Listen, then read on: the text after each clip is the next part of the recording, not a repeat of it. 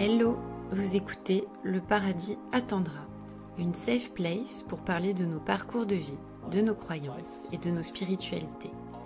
Si vous aimez ce podcast et que vous souhaitez le soutenir, mettez 5 étoiles sur les plateformes d'écoute et n'hésitez pas à en parler autour de vous.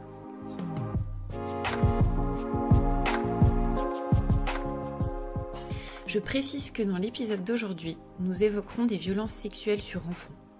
Des échanges qui peuvent être particulièrement difficiles à entendre pour les personnes jeunes et les plus fragiles.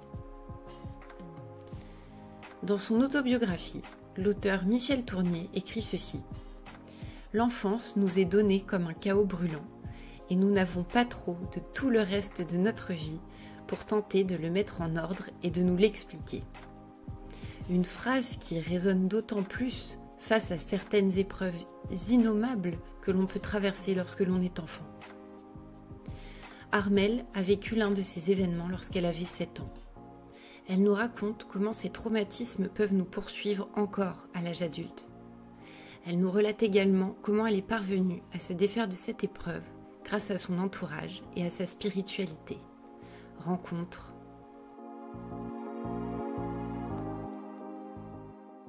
Salut Armelle. Bonjour.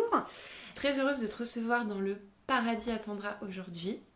C'est un épisode particulier parce qu'on a décidé en fait de conserver ton anonymat quand même dans le cadre du témoignage. Voilà, pour des raisons juridiques, si je ne me trompe pas. Donc là, j'irai pas plus loin dans les explications, mais voilà pourquoi on ne donnera pas ton nom de famille et notamment sur la cover de l'épisode, en fait, on te voit mais de dos. Voilà, mais on a quand même voulu échanger parce que t'as une histoire, t'as vécu des épreuves, mais t'as aussi des croyances qui sont hyper intéressantes pour tout le monde. Et que du coup, c'est quand même un partage très pertinent pour beaucoup de gens. Moi, je voulais commencer en fait, tout simplement par la question que je pose à tous mes invités, savoir un petit peu dans quel contexte de croyances tu avais grandi dans ta famille, voilà, dans quel milieu tu as évolué quand tu étais petite. D'accord, déjà merci de ton accueil, je suis ravie d'être avec toi. Alors, le contexte dans lequel j'ai grandi. J'ai grandi dans un contexte athée, assez cartésien. Il n'y avait pas de religion. J'ai pas été éduquée à la spiritualité au sens large, quelle qu'elle soit, religieuse ou autre. Cependant, mes parents eux-mêmes ont été éduqués à la religion. Ils ont grandi dans des familles croyantes, ils ont fait leur communion, profession de foi, mariage à l'église. D'ailleurs, je suis baptisée. J'ai été baptisée bébé, donc ça montre finalement, il n'y avait pas de deuillère dans ma famille. Par contre, ma mère a perdu la foi. Donc, elle a été éduquée dans ce contexte religieux, mais elle a perdu la foi à 15 ans quand elle-même a perdu sa maman. Soudainement d'une maladie. Elle a énormément prié parce qu'à l'époque c'est ce qu'on leur apprenait. Dès l'instant où sa mère est morte, elle a cessé de croire à tout ça, donc ça a eu forcément un impact sur notre éducation, inévitablement. Et mon père, même parcours religieux que ma mère, mais j'ai envie de te dire que mon père c'était plus parce qu'il fallait le faire, quoi. En plus de milieux, ils sont issus de 2 milieux sociaux différents. Donc voilà. Après nous, ma sœur et moi, on est donc 2, on n'a pas du tout été éduqués à la religion. Ma mère nous a laissé découvrir un petit peu le caté parce qu'on l'a demandé quand on était petite fille. C'était une demande de votre part en fait. Oui. Ok. Tout à fait, mais j'y ai mis les pieds 2 fois parce que je n'adhérais pas du tout à ce qu'on voulait m'enseigner. Après, cependant, je respecte tout à fait les croyances de tout le monde. Qu'est-ce qui te plaisait pas quand tu allais au caté ? Qu'est-ce qui te provoquait un peu de rejet vis-à-vis de tout ça ? Alors, j'étais petite, mais ce qui m'a marqué, c'est qu'à un moment donné, la dame caté, comme on l'appelait, ce petit nom, c'est ça, c'est le petit nom, nous a dit que de toute façon, Dieu était le centre de la terre et que c'était lui qui gérait tout, dans la vie, dans la mort. Et là, je me suis dit, il y a un truc qui me gêne. Donc, d'accord, ouais. Voilà, la toute-puissance de Dieu, son omnipotence, puissance, ça t'a un peu dérangé quand t'étais enfant, quoi. Tu t'es dit... C'est ça. Et j'avais du mal parce que forcément, on commençait par les 2 séances que j'ai faites, on commençait par une prière, et je me demandais qui on priait. Et ça, j'ai pas vu, donc...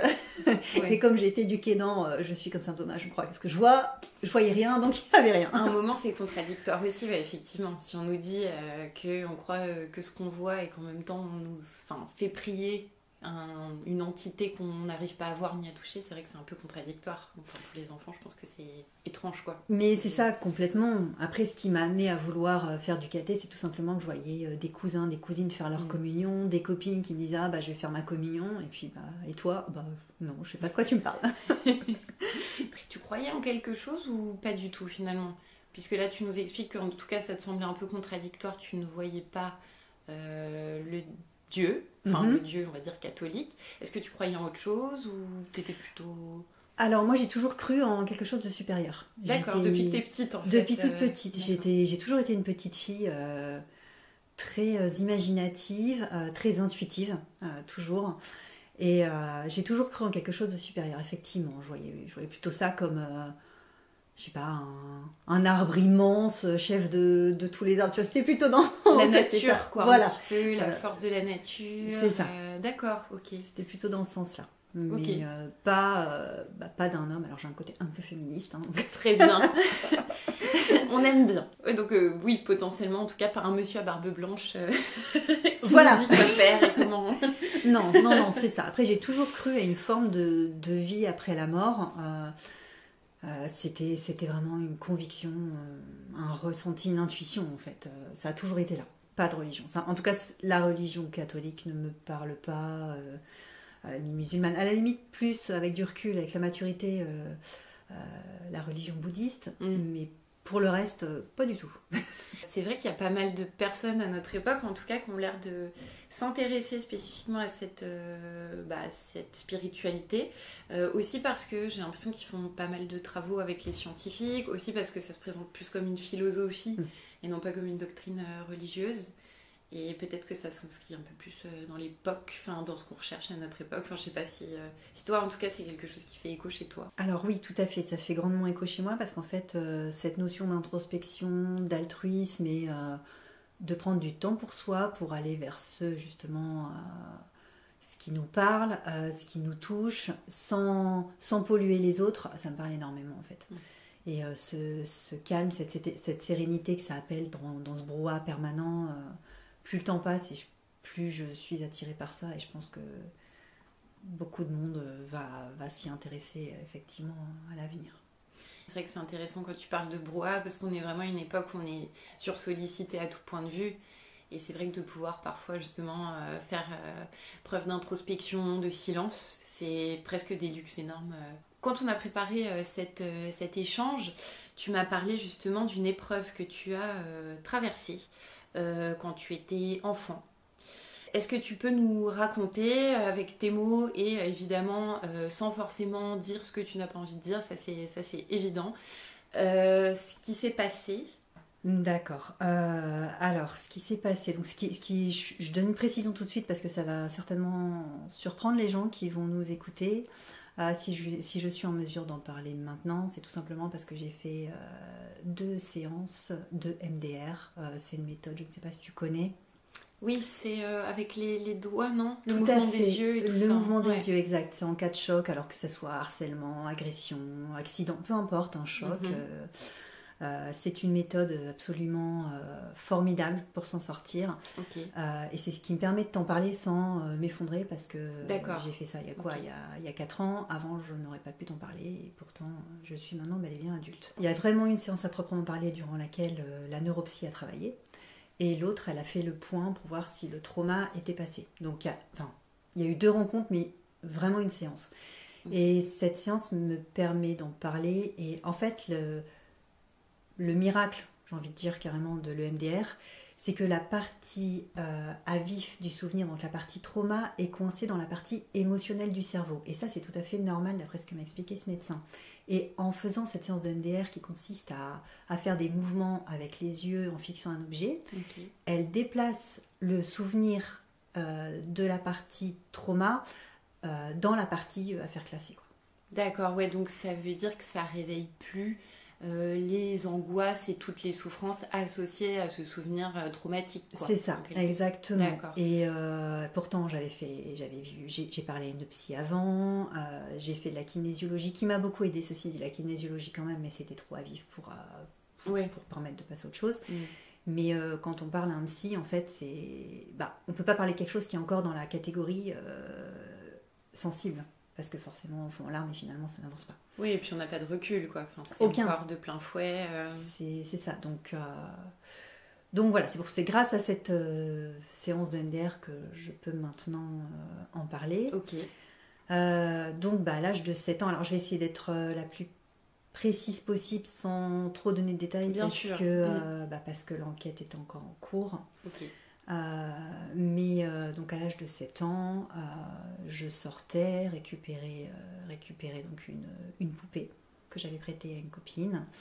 J'étais un pâté de maison de chez moi, hein, c'était en face de ma chambre. Dans ton quartier, quoi. Dans mon quartier, fait de la fenêtre de ma chambre, vous voyez le bâtiment où ça a eu lieu, tu vois. Donc j'étais pas partie à des kilomètres, quoi. Ouais.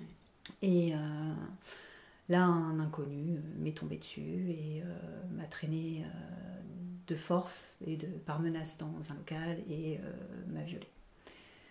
À l'époque, on n'en parlait pas comme maintenant. Maintenant, on met les enfants en garde. Alors, je connaissais pas personne. Jamais j'aurais suivi cet homme.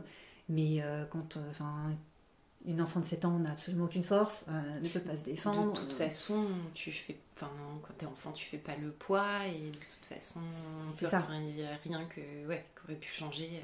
Non. Après, donc maintenant, les médecins sont en mesure d'expliquer que quand il y a une situation d'alerte comme ça, le cerveau passe sur off parce qu'en fait, c'est pour simplement protéger le cœur de toute la dose d'adrénaline que le cerveau lui envoie. Donc pour que le cœur ne s'arrête pas, d'après ce que m'a dit le médecin, il envoie une décharge, une sacrée décharge, tout pète. En fait, c'est comme un mode survie, hein, et c'est pour ça que parfois il y a des femmes qui se font agresser et on leur dit au tribunal mais pourquoi vous n'avez pas crié? En fait, c'est qu'on ne peut pas. C'est impossible. C'est impossible, c'est le cerveau qui passe en mode automatique. Est-ce que c'est ça qu'on appelle la dissociation, notamment? Alors, je ne sais pas, ça vaudrait le coup de creuser, mais je me suis déjà posé cette question, effectivement. En tout cas, pour ce qui concerne la dissociation, c'est cet aspect où tu n'es plus vraiment dans ton corps, en fait, où tu t'observes en quelque sorte. Alors, c'est exactement ça. Moi, c'est ce que j'ai ressenti à ce moment-là, parce que il a trouvé un moyen de me faire taire, hein, parce que forcément, une enfant... en tout cas, moi, j'ai eu le réflexe de parler, de pleurer, d'essayer de me sauver, en tout cas. Mais il a trouvé les arguments, on va dire, pour me faire taire et me faire obéir, surtout. Donc, j'avais 7 ans, ça a été atroce, ça a été interminable. C'est quelqu'un de monstrueux, hein, c'est sûr. C'est horrible. Après, voilà, je sais que je ne suis pas sa seule victime. Voilà. D'accord, c'était quelqu'un en tout cas qui sévissait dans la région et qui s'en prenait à des enfants, à des petites filles. Alors tant qu'on ne l'a pas retrouvé, on ne sait pas, mais toujours est-il, vu le contenu de ma plainte, on sait très bien que le jour où ils l'arrêteront, on tombera sur quelqu'un qui a fait ça en série et ça passe. Ce sont les horreurs qu'on voit, tu vois, les prédateurs sexuels en série. Voilà, c'est exactement ce type de personnage qui m'est tombé dessus et je suis tombée, en fait, si tu veux, à 7 ans, donc il a fait ses atrocités et puis en proclamant une dernière menace, il m'a laissé partir. Quand tu as 7 ans, quand on n'a pas parlé, parce qu'à l'époque on n'en parlait pas, hein, tu sais pas mettre de mots là-dessus. Tu sais même pas ce qui t'est arrivé. Tu sais que c'est mal, mais tu sais pas pourquoi. Et le réflexe que j'ai eu en rentrant à la maison, c'est de m'enfermer. Donc, puis comme j'étais une enfant... j'avais plein de copines, mais j'aimais aussi beaucoup ma bulle. Ça n'a pas alerté mes parents parce que c'était juste, elle a besoin d'être dans sa bulle, hein, comme souvent. Oui, si tu étais quelqu'un d'un peu introverti auparavant, Il n'y avait peut-être pas de changement Non. radical non plus. Non, aucun changement. Et je n'ai rien dit à mes parents pendant 2 ans. Et c'est une association qui est intervenue à l'école primaire.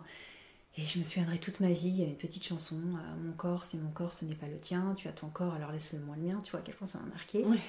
Et là, je me suis dit, zut, c'est bon, je sais poser des mots maintenant sur ce qu'on m'a fait. Donc je suis allée voir mes parents et je leur en ai parlé. J'ai commencé à comprendre le degré de gravité de ce qui s'est passé. J'ai eu plusieurs étapes dans ma vie en fait. Je suis passée par des stades tentative de suicide. D'accord, ouais. Alors j'avalais des médicaments qui auraient dû me tuer, mais ils étaient périmés, donc par chance c'est ce qui m'a sauvée. C'est plutôt une chance. Voilà. Maintenant je le vois comme une chance. À l'époque c'était mais bon sang, fichez-moi la paix, laissez-moi partir quoi. Ouais, tu souffrais trop quoi. Oui, ça te faisait trop souffrir en fait au fond tout ça. C'est ça, c'est un impact colossal. Hein. Je pense que seules les victimes de viol peuvent comprendre, mais après j'en ai fait plein des trucs comme ça. Ça t'a suivi sur des décennies en fait. Ça m'a suivi jusqu'à il y a 5 ans, quasiment 5 ans. J'ai porté plainte, tu vois là, je viens juste d'avoir 40 ans. J'ai porté plainte à 35 ans. Bah déjà bravo parce que franchement je pense qu'il y a beaucoup de personnes qui n'arrivent pas à franchir le pas et pas que ce soit de leur faute non plus hein, mais que c'est tellement difficile ce genre de démarche aussi juridique, d'en parler. Après en fait c'est que j'ai mis ça dans un coin de ma tête. J'ai fermé le tiroir à double tour et j'ai balancé la clé le plus loin possible.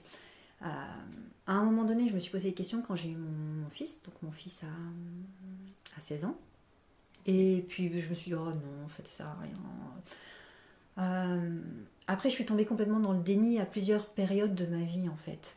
Et le médecin qui m'a reçue, parce qu'en fait, quand tu poses ce type de plainte, tu es reçu par un médecin pour déterminer les ITT et compagnie. Et le médecin qui m'a reçue, il m'a dit, vous avez fait le pire, non pas que c'était un reproche, c'était juste un mode de fonctionnement, c'est ce qu'il m'expliquait. Il m'a dit, il y en a qui vont péter des plombs, il y en a qui vont tomber dans la drogue, dans l'alcool, par chance, j'ai jamais touché à ça. Il m'a dit, vous avez fait ce qu'il y a de pire, c'est le déni. Donc j'ai fait comme si rien ne m'était arrivé, et quand j'y pensais, je me dis, oh, c'est bon, c'est pas grave, tu vas pas en faire tout un plat. J'ai porté pendant très longtemps un masque. C'est-à-dire que les gens, et même maintenant, les gens qui me connaissent me disent, oh, t'es toujours super souriante, c'est super agréable. Et oui, mais en fait, si tu savais ce que ça cache, parce que les gens extrêmement souriants, souvent, ça cache quelque chose. Oui. Je ne voulais pas qu'on le sache, parce que pour moi, j'avais honte, et il n'y a que depuis quelques années, donc très peu de temps finalement, depuis cette fameuse séance de NDR, où je peux dire, non, après tout, c'est pas à moi d'avoir honte, moi je n'ai rien fait. C'est clairement pas aux victimes d'avoir honte. Mais c'est souvent ce qui se passe dans ces cas-là, oui, c'est vrai. C'est ce qu'on entend en tout cas, que les victimes se sentent dans une forme de honte d'aller parler de ça. C'est ça, c'est pourquoi j'ai pas réagi, pourquoi je me suis pas enfuie, pourquoi j'ai pas fait ci, pourquoi j'ai pas fait ça. Enfin, ce sont des questions qui n'ont absolument bien sûr aucune réponse, mais après c'est très lourd de conséquences, parce que comme j'ai eu beaucoup de phases de déni, j'ai envie de te dire, plus de 95% de ma vie c'était une phase de déni, j'ai développé beaucoup de problèmes de santé. D'accord. Et juste pour préciser un petit peu, quand tu parles d'une phase de déni, quel est l'effet du déni dont tu parles ? Comment dire, cette période de ma vie, donc le viol, je l'ai complètement effacé. J'en avais conscience. Si tu veux, j'ai pas fait comme certaines victimes de viol. Il y en a qui ont une amnésie. Oui. J'ai pas du tout eu d'amnésie. J'avais parfaitement conscience de ce qui s'était passé, mais je ne voulais juste pas en entendre parler, je voulais faire comme si de rien n'était. Ce qui a amené justement cette deuxième phase, ce deuxième comportement propre au déni, le fameux masque que je portais, c'est-à-dire, là aujourd'hui j'ai pas le moral, je sais très bien pourquoi, c'est parce que le printemps arrive. Moi je me souviens très bien que j'ai été violée au printemps, les beaux jours arrivaient, je revois les petits oiseaux, je suis sortie c'était assez exceptionnel, j'étais sortie sans manteau, enfin plein d'éléments qui m'amènent à savoir que c'était le printemps. Et là le printemps arrive, non j'ai pas envie, j'ai juste envie de faire la tête, ça va pas. Et là on voit les gens, paf le masque, oh coucou, ça va et toi, qu'est-ce que t'as fait de beau? Donc ne pas respecter ces phases de non en fait là ça va pas, laissez-moi tranquille, j'ai mes problèmes, et à ne pas vouloir admettre ces problèmes, finalement le retour du boomerang est d'une violence inouïe en fait. Une kinésiologue pardon, que j'avais consultée m'avait dit fais attention, tout ce qui ne s'exprime pas s'imprime. Et à quel point elle a raison. C'est joli comme formule en plus. C'est très joli. Ouais. Et j'avais du mal à comprendre comment fonctionnait la kinésiologie. Elle m'a expliqué ça comme ça et elle m'a dit dans ton corps, dans le corps de tout le monde, il y a plein de stops pour des raisons diverses et variées. Et la kinésiologie tente de débloquer ces stops.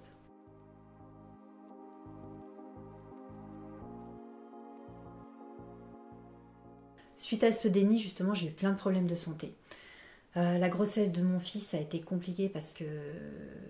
Alors plutôt en fin de grossesse, parce que si tu veux, je suis d'un groupe sanguin négatif. Ah. Donc quand on attend un bébé... oui, ça peut être compliqué, hein, c'est voilà. Ça pour l'accouchement et tout. C'est ça, ouais. Ça a été compliqué. Du jour au lendemain, en fin de grossesse, le gynéco m'appelle, me dit « Oh, panique à bord, vous avez développé les anticorps contre votre bébé, donc qu'est-ce que ça veut dire concrètement ?» « Oh, bah ça veut dire qu'il faut vous piquer rapidement, parce que sinon vous allez lui faire beaucoup de mal. Détruire ses globules. Ah oui, bon, j'arrive. » Ouais, l'angoisse quand même. C'est un petit peu. Ouais. Après, avec ma fille, ça s'est empiré. Alors, je voulais pas du tout de fille. Ouais, pareil, c'est sans doute... en tout cas, par rapport à ton vécu, non que... C'est idiot, alors que mes 2 enfants sont les 2 prunelles de mes yeux. Hein. C'est tout ce que j'ai de plus cher au monde. Hein. Ouais, j'imagine. Mais dès l'instant où j'ai appris que c'était une fille, c'était « Oh mon Dieu, non, comment je vais faire ?» Ouais. Et puis finalement, tout s'est très bien passé.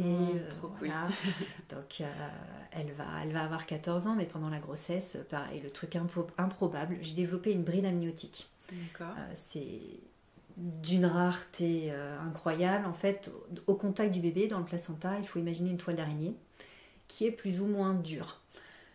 Si elle est dure, ça peut couper des membres, arrêter le développement du cerveau. D'accord. Donc j'ai eu des échographies tous les 15 jours, j'ai été arrêtée à 3 mois de grossesse parce que je pouvais la perdre. Enfin, la grossesse de ma fille, j'ai morflé.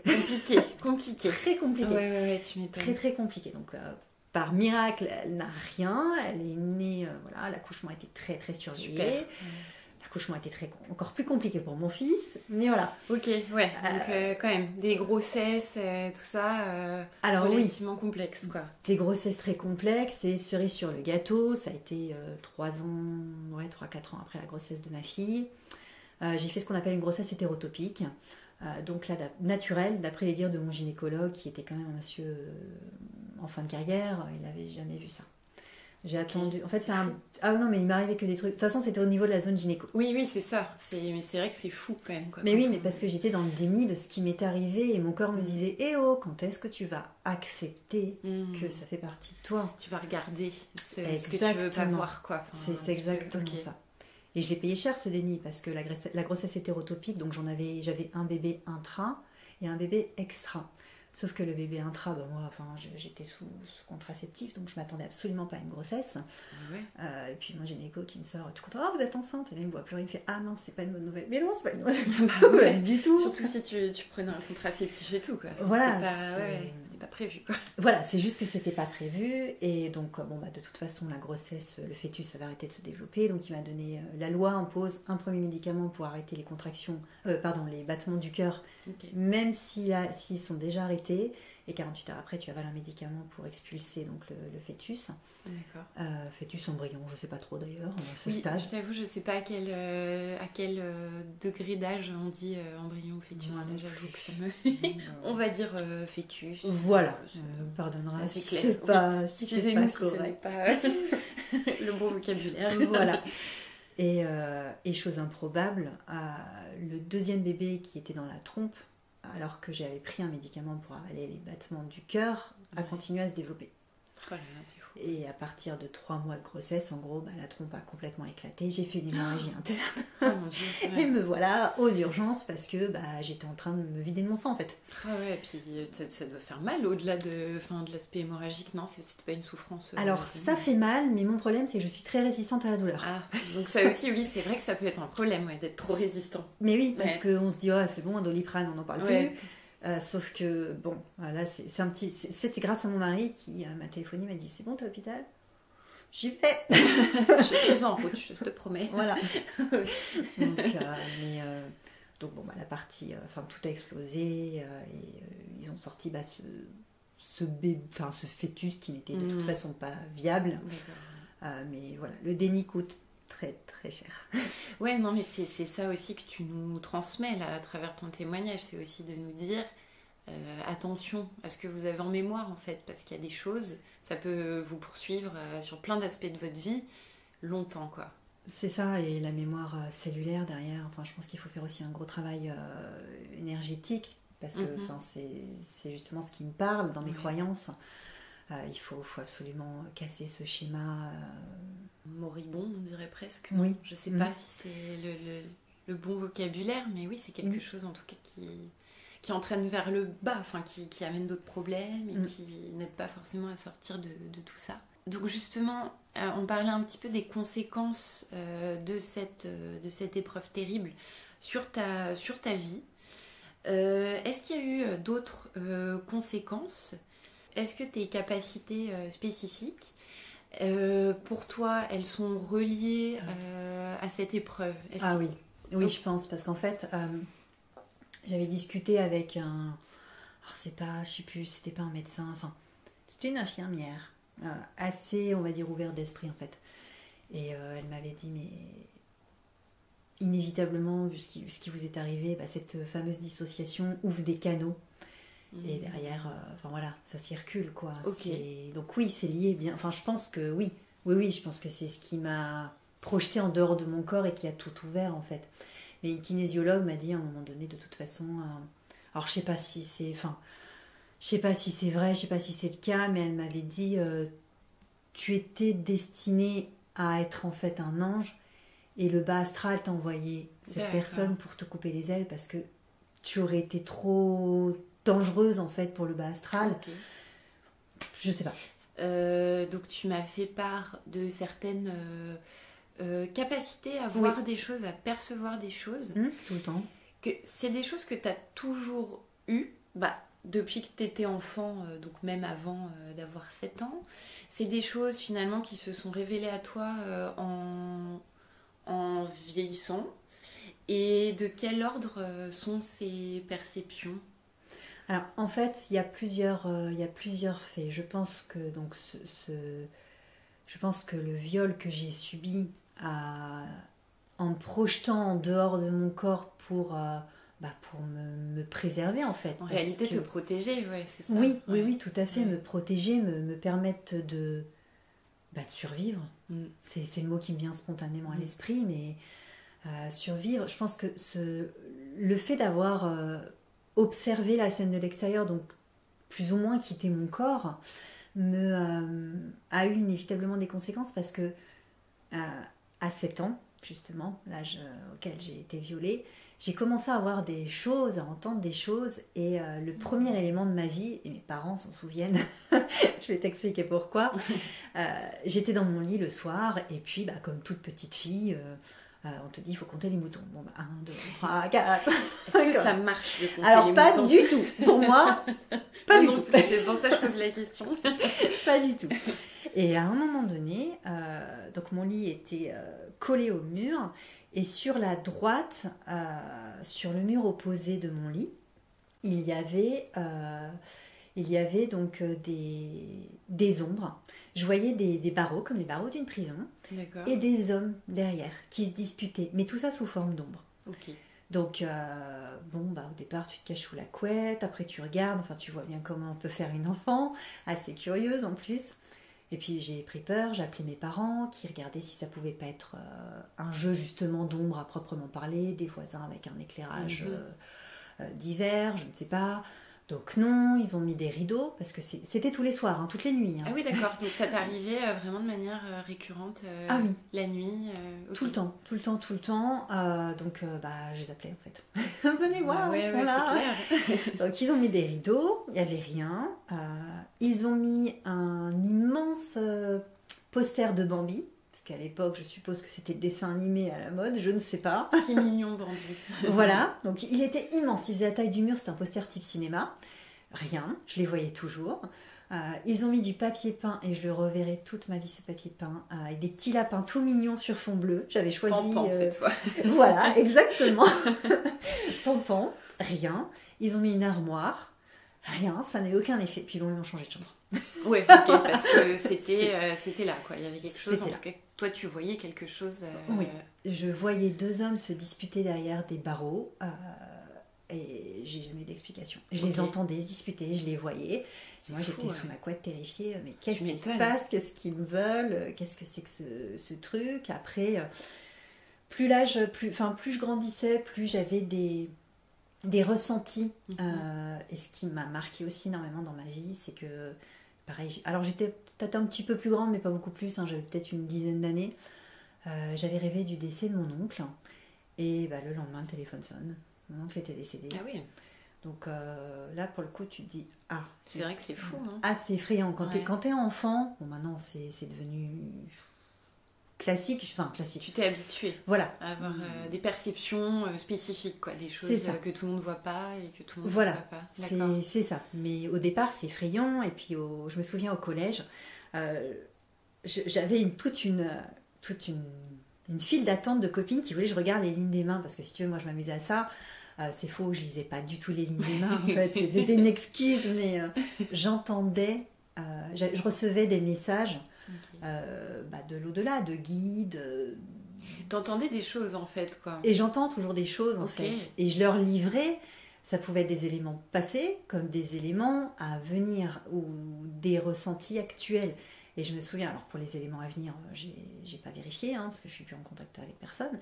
Mais pour les éléments passés, les éléments actuels, elle me lâchait spontanément la main. Elle me disait, mais c'est pas possible, j'en ai parlé à personne, comment tu peux savoir un truc pareil? C'est fou. Mais j'étais juste le pigeon voyageur, tu vois. La main, c'était un prétexte pour... Tu ne servais pas vraiment de la main? Pas du tout. Tu avais juste, en fait, au contact physique de la personne ou de vue, en tout cas des informations qui t'arrivaient, quoi. C'est ça. C'est ça, ok. Et ça m'arrive souvent. Ok. C'est une belle capacité que j'ai et qui, je pense, s'est développée avec le temps et qui est liée inévitablement à l'épreuve que j'ai traversée. Après, donc pour te donner un exemple du message le plus éloquent ces dernières années, en 2020, il y a eu un attentat à la basilique de Nice, juste après l'attentat visant Samuel Paty. Et j'étais chez ma grand-mère, donc en Bretagne, et toute la nuit j'ai entendu basilique. Donc le matin j'appelle mon mari puisque lui travaillait, donc j'étais avec mes enfants. Donc toute la nuit dans ta tête il y avait le mot basilique qui résonnait. Oui, quoi. Toute la nuit. Et puis bon, à un moment donné, alors parce que je suis quelqu'un d'un peu particulier, je communique beaucoup avec mes guides, donc ça m'arrive de parler à voix haute. C'est bon, laissez-moi tranquille, laissez-moi dormir, là, il est 3h du matin. Et le matin, donc j'appelle mon mari, je lui dis, oh là là, j'ai passé une nuit atroce, toute la nuit j'ai entendu basilique, oh bah zut, alors ok, bon, bah. Et peu de temps après, mon mari m'envoie un message, il me dit, hallucinant, allume la télé. Et là on découvre qu'il y a eu un attentat dans la basilique de Nice. Donc, c'est fou. Donc t'as eu de l'info. Un bout d'info, on va dire. Un bout d'info qui t'est arrivé comme ça, ouais. Un peu ex nihilo, sans vouloir offenser personne, d'entité. C'est ça, ce sont des messages. Après, ça peut être aussi visuel. Quand ma fille était petite, et c'est d'ailleurs ce qui a valu à mon mari d'envisager les choses différentes, parce que pareil, il a été éduqué de façon très cartésienne. Mais je jouais à une console de jeu avec ma fille, ça devait être une... Xbox à l'époque, tu sais, qui détectait en fonction de la chaleur, les capteurs thermiques là. Ah, oui. Donc on faisait un jeu de danse de princesse. On aimait les danses de princesse. Voilà, on aimait les danses de princesse. Et donc on jouait toutes les deux. Et soudainement, il y a la forme d'un enfant qui est apparu dans le capteur thermique entre ma fille et moi, qui était plus petite que ma fille, sachant que ma fille avait 3 ans et demi, tu vois. Ouais. Donc là, j'ai pris le capteur en photo pour montrer à mon mari que nous étions 3 dans cette pièce, et ça pouvait pas être mon fils, qui de toute façon est plus grand que ma fille et qui était chez ses grands-parents pour les vacances parce qu'il avait envie d'y aller. Donc ça a détecté la forme d'un enfant qui n'était pas visible. Ah non, mais qui s'amusait bien avec nous, ça je peux te le dire. Je sais pas si ça ne ferait pas flipper tellement, quoi. Bah à la longue, toi, non. Ouais, c'est ça, toi t'es habitué en fait à tout ça, tu sais que c'est pas forcément des choses néfastes ou pour faire peur. Enfin, je sais pas d'ailleurs, qu'est-ce que t'en penses? Si, alors il y a des choses concrètement pour faire peur, parce que quand on a emménagé justement dans cet appartement en Bourgogne, on a découvert, parce que mes ressentis, au moment où on a emménagé en Bourgogne, dans cet appartement, parce qu'on a fait plusieurs villes, dans cet appartement précisément, mais mon intuition était un peu éteinte. Okay. Disons que je la sollicitais pas plus que ça, donc je l'avais un peu mise en off. Et en arrivant là, je l'ai reprise de plein fouet. En plus, j'ai eu la bonne idée d'aller à Auschwitz, donc autant te dire que je l'ai payé un peu cher au retour. Ouais. Mais dans cet appartement, il y avait des esprits, des entités négatives, parce qu'ils s'amusaient à me faire peur. On a découvert en fait que là où on habitait, ça avait été construit sur une nécropole qui datait du 3e siècle. C'est fou. Donc voilà, ils tapaient dans les murs. Quand j'étais seule, ils grattaient les murs. Alors quand j'étais seule ou pas, mais j'étais la seule à les entendre. Ah ouais. Ils grattaient les murs. Enfin, c'était un peu compliqué. Et le pire dans cet appartement, c'est que à un moment donné, j'allais me coucher, mais j'entendais une petite fille pleurer autour du lit. Oh là là. Mais moi, j'aurais été terrorisée. Mais en fait, par mon passé, par mon histoire, oui, je suis une passeuse d'âme d'enfants. D'accord. Donc j'attire beaucoup d'enfants, et cette petite fille pleurait, elle me disait aide-moi. Mais j'étais dingue, je voulais plus dormir, je voulais plus aller me coucher. Et j'ai fini par, alors je savais pas gérer à l'époque, donc j'ai fini par faire appel à quelqu'un qui pouvait gérer les entités, parce que moi, à part les capter à ce moment-là, je savais pas les faire passer. D'accord. Elle m'a dit oh là là, elle est morte dans des conditions atroces, enchaînées. Stop, je ne veux rien savoir. Je veux juste qu'elle passe, parce que elle souffre et je souffre en fait avec elle. Mais voilà, l'appartement était assez chargé. Ok. Les murs ont une mémoire. Les lieux, c'est énorme. Les lieux gardent quand même une espèce de mémoire des gens qui ont vécu là, ou qui sont morts, ou de choses qui se sont passées. Exact. Ok. C'est la mémoire des murs, les énergies qui peuvent être bloquées, des choses qui ont eu lieu à des endroits. Moi, on m'a déjà fait rentrer dans des pièces. Il fallait que je les quitte, parce que tu sens qu'il s'est passé quelque chose d'atroce. Et après, tu apprends que oui, effectivement, il s'est passé quelque chose d'atroce. C'est fou. Et ça, souvent, l'information que tu reçois corrobore, en tout cas, les sensations que tu as eues dans certains endroits. On l'a tous. C'est pas un don, vraiment. Ouais. C'est vraiment pas un don. Je pense qu'à un moment donné dans nos vies, il y a un élément déclencheur, quel qu'il soit. Et à partir de là, il faut écouter. Faut pas se cacher sous la couette. C'est ça, il faut pas se cacher sous la couette en pleurant, parce que de toute façon, ils adorent nous faire peur. Ils vont se servir de ces énergies de peur contre nous. Ah bah génial. Donc, ils sont très coquins. Ok. Justement, cette introspection, ce silence dont je parlais tout à l'heure, est indispensable quand on entend des choses comme ça, parce qu'à un moment donné, on a trop d'infos, on ne peut plus gérer. Alors, je crois que tu me parlais aussi de... Est-ce que tu fais de la cartomancie, c'est ça ? Tout à fait. Tu me parlais aussi de ça. Oui. Est-ce que tu peux nous expliquer un petit peu de quoi il s'agit et comment tes dons te permettent de pratiquer, alors je sais pas, de mettre en place cette pratique. D'accord. Alors, j'ai eu énormément d'oracles, un petit peu moins de tarot, parce que tarot, je suis encore en apprentissage, donc j'apprends progressivement à m'en servir, même si en ce moment, j'avoue que je manque de temps. Mais tous les jours, j'essaie de faire un tirage sur que va être ma journée, ou alors tout simplement, est-ce que les guides ont un message pour moi, parce qu'on a tous des guides. Je sollicite énormément mes guides pendant les tirages, tout au long de la journée. Je fais des soins énergétiques, je travaille sur les chakras, les vies antérieures, donc je les sollicite aussi à ce moment-là. Mais pendant le tirage, précisément, en fait, je bats simplement les cartes. Je demande quel est le message de mes guides pour moi aujourd'hui, et la carte saute toute seule du paquet. L'info directe. Ah oui, parfois ça tarde pas, et donc ce qui est assez marrant, c'est que parfois la carte sort 3, 4, 5 jours de suite. Tant que j'ai pas assimilé le message. Donc là c'est le message clair et net, quoi. T'as toujours pas compris, et ben on recommence. Donc voilà pour l'usage de la cartomancie. Ouais. Après je fais toujours en fin de soins énergétiques. Je fais un tirage destiné à mes clients. Donc c'est ça, donc tu as une activité aussi dans le domaine justement de l'énergétique, et tu transmets des messages aux gens qui cherchent des réponses en fait. Voilà, tout à fait. En fait, j'ai des personnes qui prennent rendez-vous avec moi pour différentes problématiques. Alors, chose assez marrante, je travaille pas mal sur les enfants, sans rien dire à personne, mais je travaille aussi, j'ai quand même des clients adultes qui me disent bon bah là je me sens pas bien, là je me sens fatiguée, ou juste... L'autre fois, c'était une petite fille qui faisait pas du tout ses nuits. Donc, je rééquilibre tous les chakras les uns après les autres. Je regarde ce qui ne va pas. Les corps énergétiques, parce qu'il faut savoir qu'en tout, on a 7 corps. On a le corps physique qui est entouré de plein d'autres corps. Corps astral, bouddhique, divin. Enfin, il y a plein de choses. On a différentes épaisseurs, en fait, de corps plus ou moins pas visibles. Exactement. Okay. J'aime bien l'image des petites poupées Matryoshka, tu sais.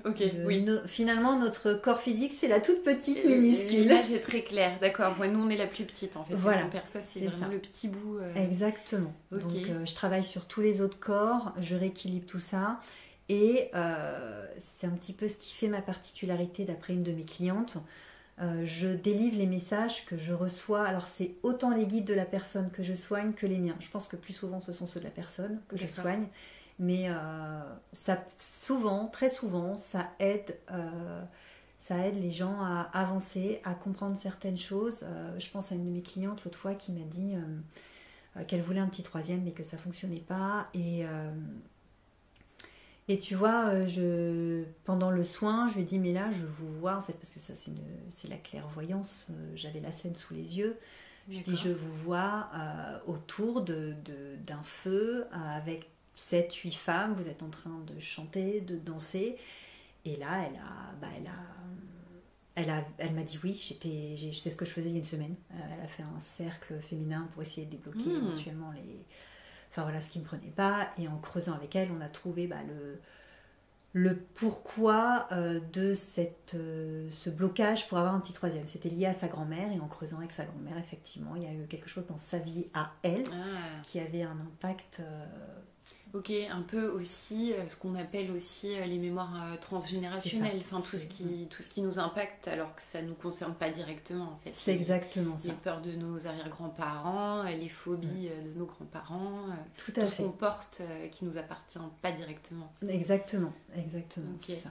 Et du coup, je voulais savoir un petit peu, donc par rapport à tes croyances, à tous tes dons, tes capacités, est-ce que finalement ça a été, en quelque sorte, j'aime pas trop le mot outil, mais je vois, est-ce que ça a été une aide pour toi justement pour avancer dans ton parcours alors je sais pas, pareil si on dit guérison par rapport à ce qui t'est arrivé, tu vois, mais en tout cas, voilà, est-ce que ça t'a aidé à avancer, à comprendre des choses, à mettre derrière toi cette épreuve, comme je disais, terrible, quoi. Alors oui, tu parles de guérison, mais je pense que si, en fait, parce que quand on passe par ce genre d'épreuve, et j'espère s'il y a des gens qui nous écoutent, qui entendront ce message précis d'ailleurs, il faut,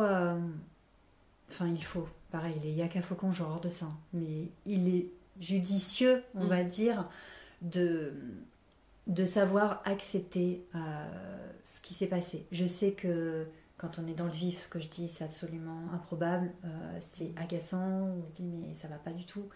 Mais en fait, moi, ça m'a aidé à avancer. Pourquoi ? Parce que ces capacités m'ont forcé à me mettre sur off, sur stop, écoute ce que je te dis. Parce que quand on traverse ce genre d'épreuve, on développe souvent, ça d'après un médecin que j'ai rencontré, le fait de courir partout tout le temps. On fuit le temps en fait, on veut être insaisissable et c'est épuisant.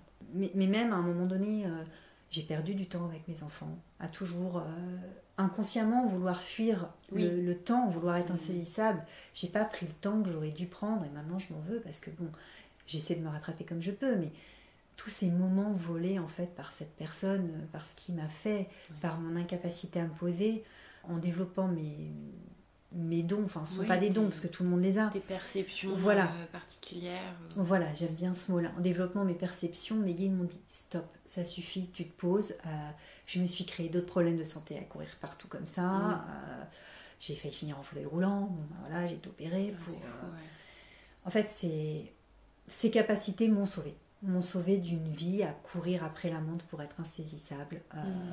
M'ont permis d'accepter aussi qui je suis parce que en acceptant cette épreuve, j'ai conscience aussi de qui je suis.